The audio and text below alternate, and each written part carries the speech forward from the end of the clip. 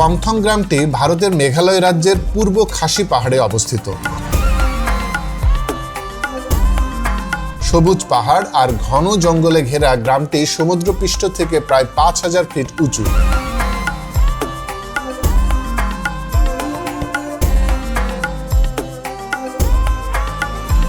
গ্রামটিতে প্রায় ৭০০ মানুষ বাস করে, যারা সবাই খাসি আদিবাসীর সদস্য। তাদের সবচেয়ে বিস্ময়কর বৈশিষ্ট্য হলো তাদের যোগাযোগ পদ্ধতি। তারা সাধারণ ভাষায় কথা বলে না। এখানকার প্রত্যেকটি মানুষের নিজের নামের পরিবর্তে একটি বিশেষ সুর বা মেলোডি ব্যবহার করে।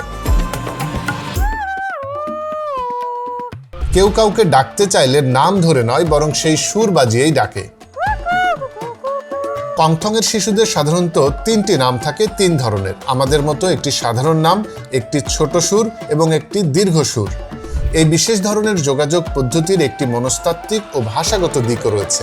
গবেষকরা মনে করেন ভাষার ব্যবহার শুরুর আগে আদিম মানুষরা হয়তো এই ধরনের সুর বা ধ্বনি ব্যবহার করত। তাছাড়া মানব মস্তিষ্কের একটি নির্দিষ্ট অংশই আছে যেটা সুর ও ভাষা উভয়কেই প্রক্রিয়াজাত করে।